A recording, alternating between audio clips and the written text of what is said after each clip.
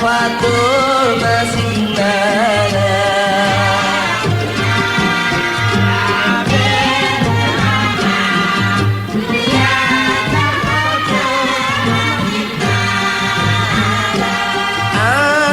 Aduna Aduna Khangama Samawai Teduma Toy Nit bu baaxe waay ñépp lay doon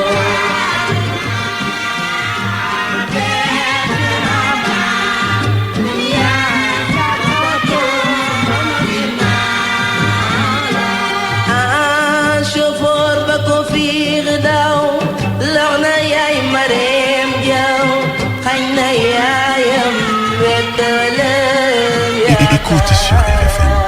ay ci jërëjëf jërë ngeen jëf Abdoulaye Diop Yacine Pouy maa ngi leen di siyaar internet ak auditeurs yi nga xam ne ñu ngi déglu RFM 94.0 la rajo de toute l'actualité yéen a ngi seen journal des faits divers xalaas ànd ceeg Ndoye Bane yegg seegul ak Mamadou Mohamed Ndiaye Ndiaye maa ngi lay siyaar. maa ngi lay delloo ziar gi bu baax a baax. Ababacar maa lépp a ngi dox. maa ngi sant bu baax a baax.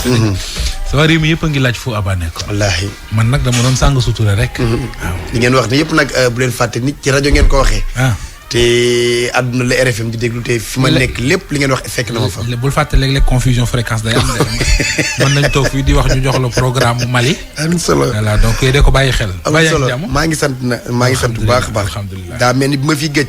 bàyyi woon naa fi ay partenaires bokk na ci Tolsen. Tolsen Sénégal. di partenaire ci xalaas di ñu gunge nga xamante ne ji ñoom lu ëpp 2500 produits la ñu indi ci gàttal 26 catégories ngir jàppale ouvrier yi muy maçon di mécanicien menuisier peintre carreleur électricien plombier entrepreneur technicien ingénieur professionnel secteur pétrolier ak gazier industriel ak commerçant képp koo xamante ne ji yaa ngi yëngu ci secteur yi soxla ay outils yu baax yooyu liggéeyee taamul Tolsen Sénégal ndax dañu wane seen bopp ak expérience bu mat sëkk Tolsen Sénégal 40 ans d'expérience ñu nekk ci secteur bi di ci liggéey moo tax ñu xam li ouvrier bi di soxla li liggéeykat bi di soxla ñu ko koy jox Tolsen Sénégal seeni matériel ku ci bëgg ay info wala ay commande 77 817 45 45 77 817 45 45 Tolsen Sénégal a ngi noonu. ay visa yu gën a gaaw te gën a wóor loolu xale yi bëgg ko green card naka la ñuy def njaay pour mën ko am. yoon bu gaaw te wóor ci képp ku bëgg a dem États-Unis d'Amérique mooy waa Green Card Sénégal ñu yàgg ci ñoo ko xam te it ñoo ci teg tànk fii ci Sénégal tantel sa chance 77 027 22 22 77 027 22 22 ak Green Card Sénégal wala nga woote ci 76 341 40 40 76 341 40 40 mbindu mi nag ab di rek la kon gaaw leen gaaw ba la ñuy arrêté point d'inscription yi Green Card Sénégal ngir ngeen tenter seen chance am seen green card dem Amérique en toute légalité place Obélisque am nañ fa point d'inscription Foire de Dakar am nañ fa point d'inscription rond-point Abbas Ndao Green Card Sénégal am na fa point d'inscription. ana waa CCPS. comptoir commercial de plomberie du Sénégal nga xamante ne ji ñëpp nangu nañ ci réew mi ne wàllu plomberie tuyauterie ak ay sanitaire comptoir commercial de plomberie du Sénégal ñoo ci teg tànk CCPS rue Valmy angle Ngalandou Diouf CCPS am nañu place rue Tolbi ak angle Faidherbe comptoir commercial de plomberie du Sénégal lu ngeen soxla ci wàllu pompage xamal ne boo fa demee sa aajo dina faju 77 517 98 29 77 401 55 69 mooy comptoir commercial de plomberie du Sénégal. Ndiaye vite fait maa ci yokk bien fait. mooy établissement waa kër Serigne Touba Fall et frères yi nga xamante ne ji ñoom it waxuma gunge xalaas mais ñoo noppal waa réew mi ndax ay gamme yu baax yi ñu leen indi lépp ci vite fait cuuraayu bant bi leen di tàggale ak yoo pompe bi dàq yoo weñ ak mbóot mais également pâte dentifrice vite fait bi nit ñi di njëkkante am brosse à dents dañu indi li nga xamante ne ji moo di frotté vite fait baax ci yaram buy metti établissement waa kër Serigne Touba Fall et frères 77 441 06 38 77 555 11 11 77 696 34 67. gis gu neex gis gu leer foo toll yi seen Optique Vision Ndiaye. Sénégalais yëpp a ko wax tey ji nag waa Optique Vision Plus Sénégal dañu door safar gu rëy wutali màggalu Touba xam nga sa ginnaaw bi ñu ubbee place Dakar di dimbale waa Dakar. ñu dem fële ca Mbour ubbi fa place ngir région yi. dem Kër Mbaye Fall léegi nag dañuy waaj ubbi benn boutique Optique Vision Plus Sénégal ca Touba mais li ñuy tàmbalee safar gi tey ji ba vendredi diggante 10h ba 17h ku dem Masalikul Jinaan waa Optique Vision Plus Sénégal ña nga fa ak ay médecins yu xarañ dañ la defal consultation médicale gratuite xoolal la sa ay bët ndax am na lu ci nekk lu ci war ñoo la cee gunge. Optique Vision Plus Sénégal am na solo ah. am na solo ñu xam nga ñuy def. nañ ñëw foofu ci partenaire bu ci kanamee. ñu doxal waaw bu ci kanamee dinañ seeti waa TDK. dinañ seeti waa Grenadine. mënta ñàkk sama waa ji monsieur le maire da ngaa gedd wala. dama xamul man lii ñuy def nii ab émission la xawma lu mu doon. wooyee ko nu la neex de. non lii du yoon. wooyee ko nu la neex de. lii c'est pas normal. non wooyee ko nu la neex de. non lii c'est pas normal. fii de lépp lañ ci def dañ ci campagne ak yëpp di fi dimbali ay maire ak yëpp fii. waaw yëpp lañ fiy def man ñu ngi lay siyaar. mais man dañ fiy dimbali ay maire fii di fi campagne yëpp lañ fiy def. man daal ñu ngi lay siyaar ma ne. kon daal léegi da ngeen a war a def benn annonce Ndiaye. ni xalaas bi. 8 minutes la wala 5 minutes la. defal booy fee ñu teg. non pas man ma def. déet. parce que xam nga yow fi mu ne yaa def lu dox ba àdduna bëgg ko. auditeurs yi ak internet yi dëgg la waaye partenaires yi dëgg la mais lan mooy priorité bi.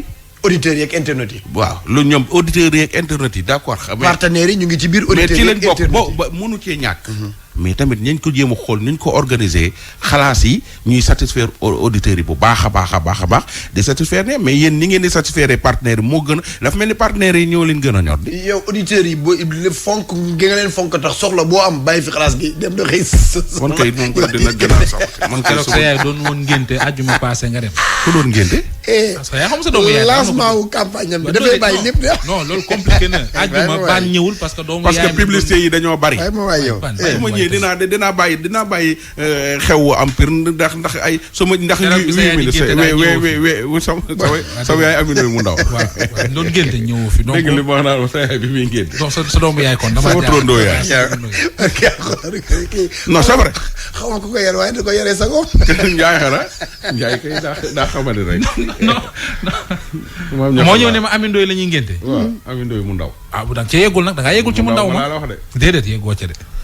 en tout cas daal auditeurs yi mer nañ trop non c'est vrai il a raison ñii naan il a raison ñëpp nañ ñëw fii ñu mars ci buntu rajo bi boo àndee ñoom mars ñoo lay wax ay waxi sew yow ba sa xol bi dañuy jeex ñii ñooy wëlbati quoi di la sànni ay xeer de faruñu fenn nag de dëgg la kuñ xottil tuube ñoom ñii kuñ xottil tuube ngemb laa ngay xaar bàyyi mag ñi ñi naan Ndoye baan a raison su ñu naan baan bàyyi mag baan yow xam nga 2 minutes yi nga ma jël TDK waaw dinaa ko jël kay yéen a jël lépp nga naan ma jël dañuy ñëw Médina ci famille Mbow. dafa am problème mu miraas mu compliqué sax. miraas waaw seen bàyyi faatu na gaañu na bu yàgg mais daal benn doom bu góor lañ am taaw ba daal kayitu kër ga daal réer na ci diggante notaire ba ak taaw bi notaire baa ngi koy jiin taaw bi di ko jiin notaire bi. lu ko yóbbu ca notaire ba. kon déglu. daal ñun suñu papa dafa gaañu bi mu gaañoo bàyyi ñaari kër benn kër bi kër bu ndaw la benn kër bi kër bu mag la. bi mu demee ba xam ne nekk na mag mu defar ginnaawam ne ëllëg su ma fi jógee kër gu mag gi na ngeen ko jaay bu leen kenn nax ñi nga xamante ne ni bu ñu génnee nag dañuy luye ji li ñu am ci kër gu mag gi dañ ko dem yóbbu ci kër gu ndaw gi. kër gu ndaw gi ñoom ñaar ñoo dend benn paa nax ñu bu xamee ne paa bi gaañu na mu xëy benn journée kaa leen ngeen jël baraag bi seen papa amu fi dara. comme ñun ay xale lañ woon et puis dañu ragal paa bi nekk paa bu doy waar. ku ci nekk ragal la engagé ci ay mbiram ñu bàyyi loonu après mu des kër gu mag gi bi paa bi gaañoo ñu jël kayitu kër gi jox ko ki nga xam ne moo gën a mag ci jigéen bi nga ko joxee mu téye ko pendant ay 15 ans ndax décidé wuñu woon jaay ba ay jamono nag ñu waxtaan suñu biir ne léegi dañ koy jaay ñu dem tribunal ñu génnee képp ku Issa Mbow jur ñu def comme quoi que d'accord nañ jaay bi ñu demee ba ay jamono d'accord am benn ku ñuy wax Bakebe rue 11 angle 12 la Bakebe moom immeuble bi moo ko waroon a jënd fay 60 millions dañu d'accord après par la suite la Bakebe gaañu ñu nekk demoon nañ sax ba affaire bi li si desoon bariwul suñu mag nag bu ñu bokkal ndey ak baay comme ñeneen dañu gaañu alors ñu jël affaire bi di ànd ak moom tribunal dugg ko génne comme quoi que moom famille mooy góor ñu ñëpp ay jigéen lañ bi loolu amee bi ñu demee ba war a jàkkoot ak Bakebe sax rocceeku na ci suuf dem ci Bakebe na ko abal ma 5 millions kooku ne ko du ma dugg ci loolu Bakebe moom bu mu gaañoo léegi Bakebe xam ngeen ne gëntatul am benn quelqu'un bu ko dégg na da ngeen jaay seen kër ñu ne waaw moom mbirum jaay mi saa ñu ko tuddee te dafa d'accord suñ ko tuddee rek mu wax leneen amoon na ay jamono mu bëggoon ko fay prix bi li mu fay baaxul moom suñu frère bi après par la suite ne man wax na ko benn jour ne man bu ngeen ko doon mayee sax bëgguma jaay leen ba ay jamono bi ñu demee bay wut client benn jour ma dégg ci famille bi ñu ne dañ ne ñaar góor benn jigéen benn ma ne ko waa sëñ Fallou yow ñii nu mën a demee yow yaa leen tane mais nañ ko jaarale ku ne am benn mu ne ma non du demewul noonu religion bi nee na lii ak li yónnee ma ay photo man maam Pinda Mbow yónnee ma ay photo yónnee ma ay jullit di wax daal ay quoi que lii nii lay jaari nii mu ne may waroo xalaat loolu parce que waroo xalaat naa ñuy tolloo ma nag waaw parce que ñii ñoo tane ñi tane ñi bu ñu mënta maye nañ ko jaarale lépp ku nekk tolloo bu dee fukki dërëm ku ne am dërëm ku ne dem mu nekk di ci wax après man par la suite ma bàyyi noonu bi demee nag am ko bëgg a jënd fay 80 xaw ma ñaata million kayit bi war a génn léegi bi nga xam ne jigéen yoro nag di dem tribunal dem ak dikk si original moom mus ko gis paa bi gaañu na presque 20 ans mais ñu bi ñu dem tribunal des fois dañ lay laaj original bi jigéen yi génnee kayit bi rek mu jël kayit nag kii nag laa soxla woon waaw moom suñu frère bi Galas Mbow mooy tudd Fàllu Mbow la tudd bi affaire bi demee noonu ñu ne comme ñoom ñi ko téye woon gore nañ ay 17 ans donc bu nee moom te ñu ngi ko ci dugal donc war nañ ko mën a jox original bi mu ko téyee ñu gisaat client bi ñu gisee client kooku bëgg fay muy wax kan moo indi kii kan moo indiqué ma ne leen man kër gi buñ ma joxe sama wàll dama koy jël mais man nekkuma koo xam ne dama ci wékk sama leen man wékkuma ci sama leen mais bu client amee rek mu génne beneen tànk ku indi kii kan moo indi client man wax ba yéen xanaa jaayu leen moom ay temps doon na woote réunion rue 11 angle 12 mais man daaw ma woon dem damay wax ko lu ngeen d'accord noonu la parce que man ko coowuma yi xam naa ne buñ ko jaayee man dinaa am sama wàll kon donc jaruma ci ñu ma mag ñi ngi fi bi loolu amee un client ñëw mu ne léegi kayit gi daf ko jox benn notaire muy wax notaire Touré mais addina bi la famille Mbow yëpp woon notaire Touré ne ko yow ana kayitu kër gi Galas Mbow wax moom la jox mu ne mi ngi may tooñ joxuma dara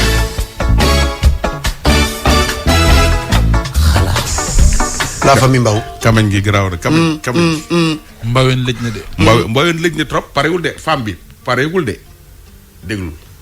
waa États-Unis woote waa France waa Italie waa Espagne waa Allemagne ñoo Touré na joxuma dara ba sànq ba léegi boo ko waxee mu ne mi ci Maître Touré am koo xam ne fu mujjee jógee ba Belgique pour ñëw ndax kooku papaam Issa Mbow ko jur ñëw jël ko par les centres ko papa Galas comme Galas kayit gi ñu ngi koy laaj mu ne ko kayit gi booy mi ngi fii.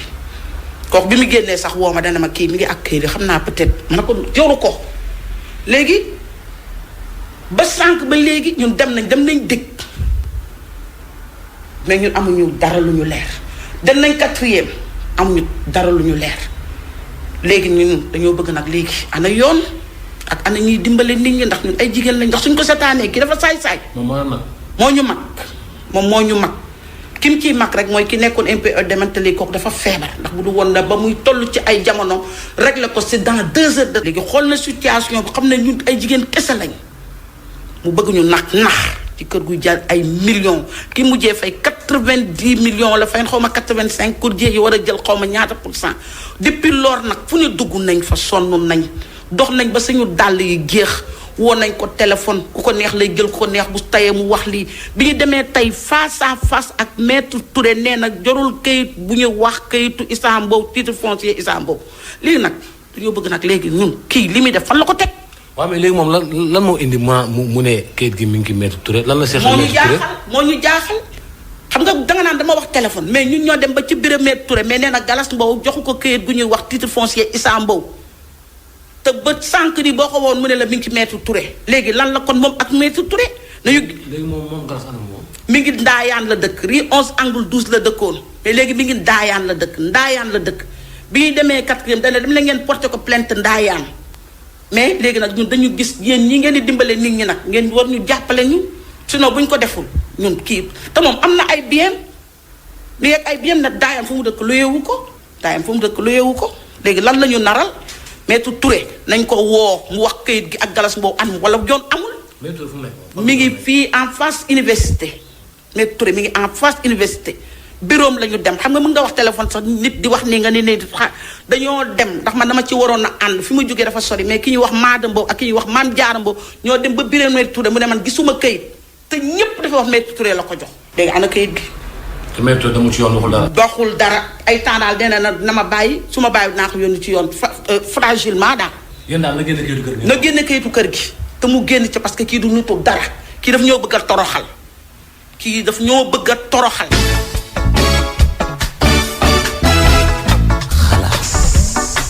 dégg nga. ndaw si bi mu waxee que Passepartout ba pare tudd na ci ñaari tur. Maître Touré ak frère bi taaw bi. mooy Fallou Mbow. waaw ana Fallou. parce que bu sœur bi waxee il faut que Fallou waaw. dégg nga Fallou. la connais ça fait des années. ma koy dikkee su ma naan tukki ma ko daan dégg su ma koy mosoo bindal kay. kër gi ma dëkk fii à Baye c'est lui qui m'a vendu. su ma ko amee instanté alors bi ma waxee ci kër yi bu lay gën a bëri daa ko jox procuration boo xam ne suma jabar moom moo ko doon pour suñu société bi ñu doon suma daal. donc ça il a pris le 45%, il avait envoyé la procuration. donc yàgg na laaj naa ko fa ay temps mu ne ma kii bi fii dugg na ci génn ci dama doon déménagé benn ci fële na xaar. alors kii bi nag ñoo ñëwee kii kër yi su ma benn copie li ñu war a toppatoo ci affaire yi ba toppatoo jël maa dem domaine mairie renouveler extrait de naissance ànd ak sama beneen petit sœur ñu ànd déposé ko ça prend du temps def na presque 6 mois 7 mois. alors bu ma joxee maître Touré kër yi laa dem pendant 6 mois alors su ma sœur ñëwee léegi dañuy bëgg a jaay ko di kii la ma ne waaw mais d'accord ko tey bu ñu circulation am xale ñu indi ko kër il a dit que elle a un client il a un mais dara mu la ko ci passage de la petite kayitu kër gi fan la ne. kayitu kër gi ñu ngi ci la. waaw yow ba kañ nga ko jox Maître Touré ak fan nga ko joxe. biram c'était chef est-ce que defaloon na la kayit buy wane ni jox nga ko. waaw man foofu moom boo xam ne man du ma fay du ma defal kayit su fa laa ko doon soxla dégg suñu kayit bu ko defal kayit. man di defaloo la woon kayit. déedéet def ma benn kayit. waaw mais def bu loolu kañ la boobaa léegi ñaata at la. non ça fait 6 mois léegi. ok d'accord waaw mais léegi yow Maître Touré ñun contacté nañ ko nee na joxoo ko dara. est-ce que loolu la teree dem ci yoon. dem naa ci yoon bu yàgg. bi ma ko waxee bu naan joxuma dama dem def une lettre convocation laa def plainte déposé ko devant le procureur de la République. le même jour bi ñu may ñu foofu la nga suma série. ok. jox ma quittance bi le reçu. J'ai appelé mon avocat, je lui ai remis tous les documents. Maître Touré m'a dit que la seule solution, moi, de faire une procuration de duplicata. Ok. Alors, c'est un avocat qui fait ça. J'ai contacté mon avocat, je l'ai expliqué, je l'ai donné tous les documents. Mais là, lan moo tax mu weddi ni yoru ko.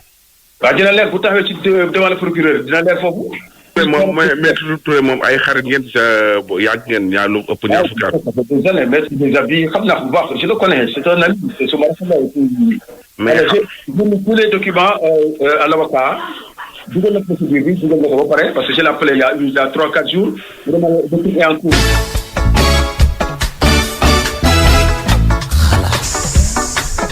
dégg nga.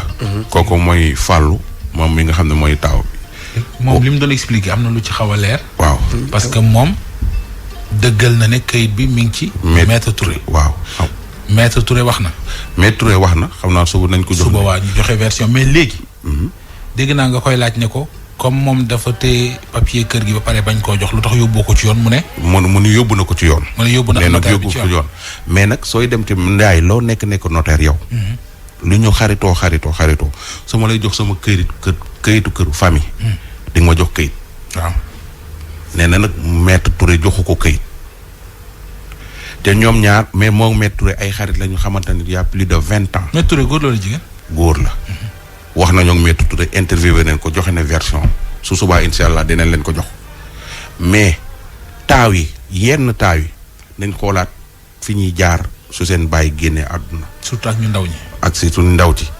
sa bàyyi fi alal bàyyi fi ay kër nga war a boot njaboot gi teg ko ci yoon séddale ko teg ko ci yoon miraas ko ci yoon ku ñëpp nekk ci jàmm néew ma waxuma waxu waa ji de néew ma waa ji dafa lubal mais instant bi am na ñu koy def ñoo xam ne ñi ngi déglu RFM jamono ji seen kër bàyyi lëj ne te ñoo ko lëjal. Abdoulaye Diop balaa ñu dem allo présidence dimbali ma ci ñaar yi. waaw xale bu góor ak xale bu jigéen a yem nit war naa am jom ju toll ni bàyyam bu wanee ginnaaw dem. buñ ko dégg ci ay coow ak ay du mel noonu ku ci nekk war nga mën a xeexal sa bopp ba yow say doom nga am loo leen fi bàyyil mais bañ a xëccoo.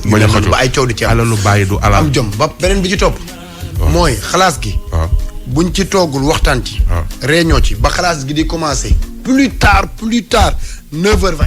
taal pneu laay def. 9h man damay bàyyi xalaas. non man bàyyi leen ko dañ taal pneu. bu ci mënul toog réunion ci ba mënul commencer plus tard parce que auditeurs yi quand même. ñu ngi commencer di casse. ba pare li ñuy casse moo erreur mën na ci am. erreur mën na ci am ndax ñu ngi naan njaay ndax ñu ngi naan njaay partenaires yi te njaay xalaas gi moom la jiite donc ku jiite xalaas gi day xool intérêt xalaas gi. auditeurs yeeg internet yeeg partenaires yi ñoom ñëpp bokk moom xalaas. donc nanu réunion wax ci xalaas gi wala man bàyyi xalaas gi dem Amérique bàyyi xalaas. président de la République président de la République président de la République président de la République mooy demari service la carte de capital capital construit en 1902 sama defal ma xaw naa yàgg di doy mu nekk la résidence officielle du gouvernement général de l'Afrique occidentale Léopold Sédar Senghor Dia 1964 Abdou Diouf 82 wala 2012 Macky Sall depuis 2012 mu ñamaat fi do xaaral ma am kii woote bëgg jot président ko kaloro dafa lay woote salaamaaleykum salaamaaleykum maaleykum salaam sëñ bi joxal tur beeg sant beeg fi ngay woote mais Pape Kane laa tudd dëkk Pikine. Pape Kane dëkk Pikine Pape Kane ana lu waral sa woote ci biir waxtu wi ñu toll nii. xanaa président laa bëggoon a jot rek. waxtaan ak moom président yi dafa génnoon dafa voyagé woon xam naa suba wala gannaaw suba lay ñëw boo amee loo wax nag ma koy wax bu ko defee bu dikkee ma daat ko koy yeggee. yow boo déggee ni may waxee rek xam ne damaa bëgg quoi. da ngaa bëgg maanaam lu tax nga bëgg yow. maanaam li tax ma bëgg. xam nga ku ñu yàgg a dóor ci ay problème yu visa ay passeport. kan lañ ci yàgg a dóor.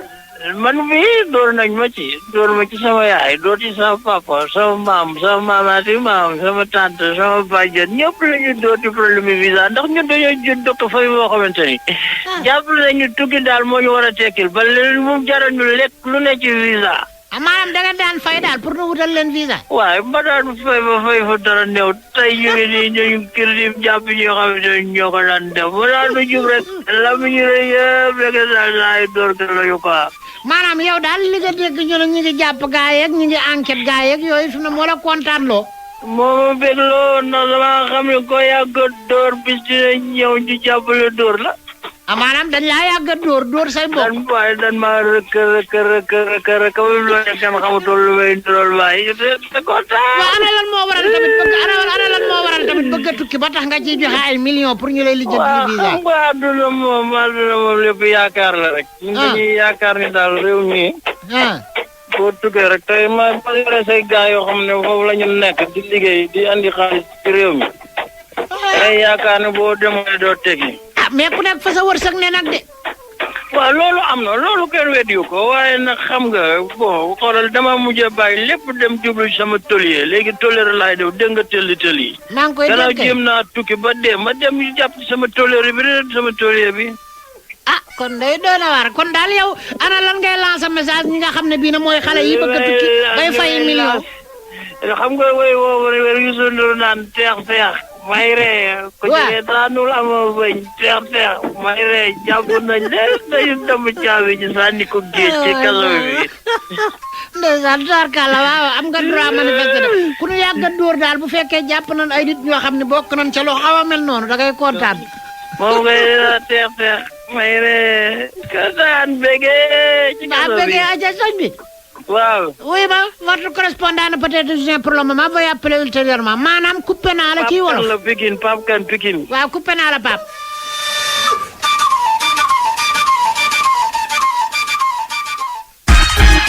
RFM. Radio Futur Média. 94 FM.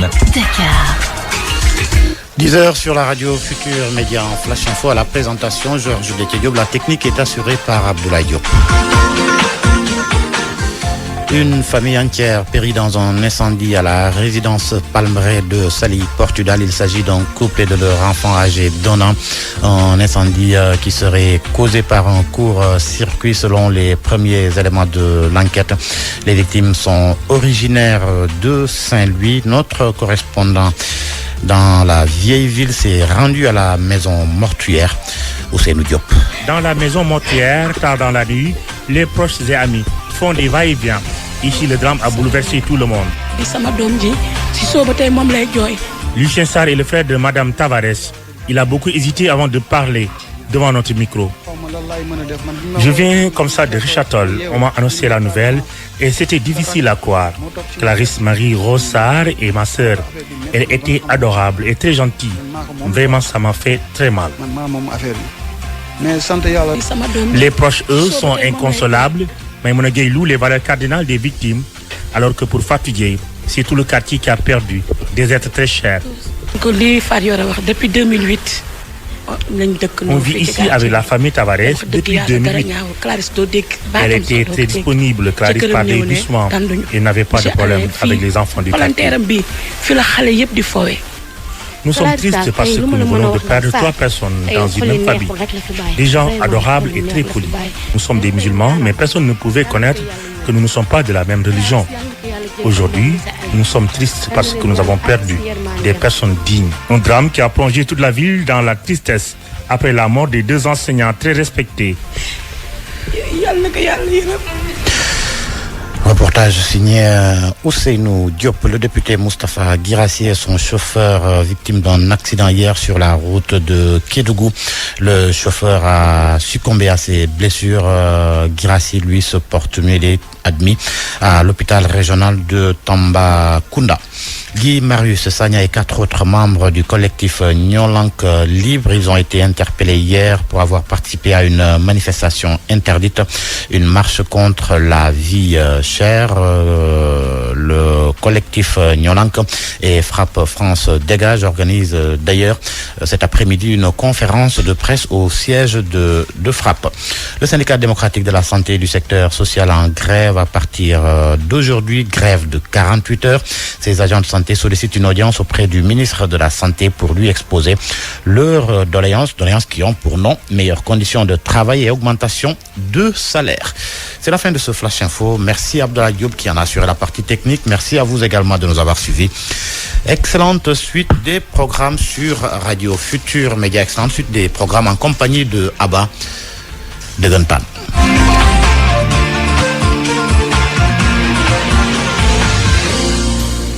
Publicité sur RFM. da ngeen am lu ngeen bëgg a def si ci agence Orange yi jël leen rendez-vous ci agence.orange